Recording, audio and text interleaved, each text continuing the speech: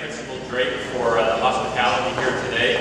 I think sometimes I'm in a gymnasium here. I see the basket in the back, but the courts look much longer now than they used to.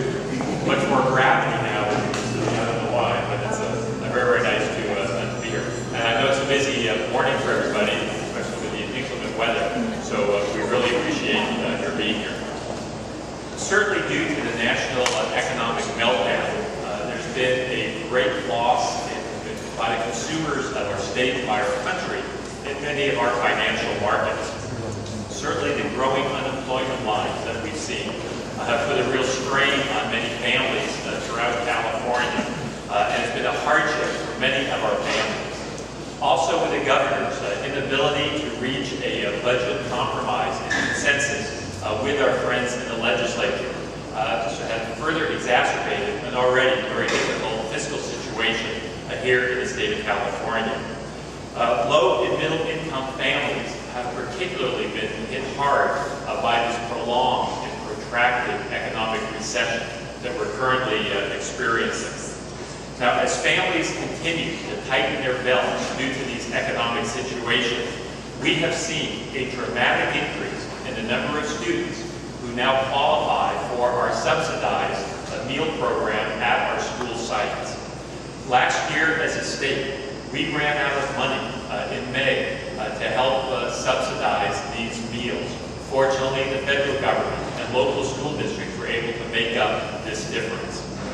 There is an abundance of research that clearly shows the linkage between students' ability to learn and students that come to school healthy, well-nourished, physically fit, prepared to learn. We have a responsibility as a society to make sure that we do everything we can to make sure that these students are preparing for their future. Absent additional state support, I'm convinced that the state will again run out of money in our child nutrition programs.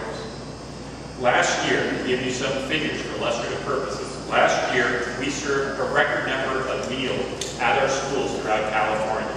Last year we served over 770 million meals to our students. That's 28 million more than the year before, or a 4.5% increase.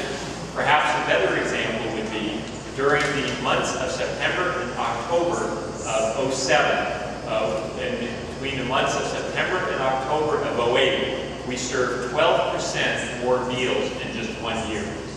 To put that in some type of historical perspective, we have averaged over about the last decade, we've seen a 1% increase in the number of students that we've served each of the last 10 years. Half of the students in the state of California, half of our 6.3 million students now qualify for a state-subsidized meal program. For many of the students in our state, the most nutritious, the most healthy meal they receive is the meal that they receive at our public school. And I'm aware of some school districts that Friday afternoon send home 2 lunch bags for the students so that the students actually have a healthy meal on Saturday and a healthy meal on Sunday as well. It really is our responsibility as a society to make sure that our students are prepared to learn, to prepare for their future. And that clearly includes students being well-nourished. Now, I'm certainly well aware of the difficult fiscal situation facing our nation and facing the state of California. However, I also know that there's absolutely no excuse that as a citizenry, as a community, we must do everything we can to help prepare our students for the future.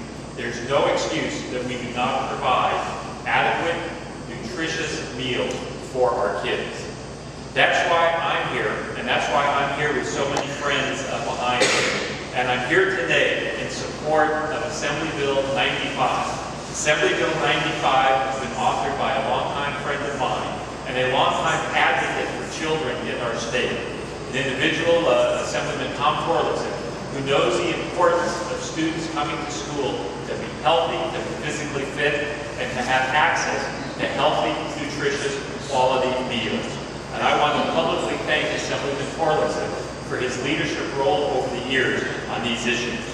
I want to today urge the governor and the legislature to act quickly and fulfill the commitment that that we have had in this state a long time to make sure that we're providing healthy, nutritious meals for all of our qualifying students.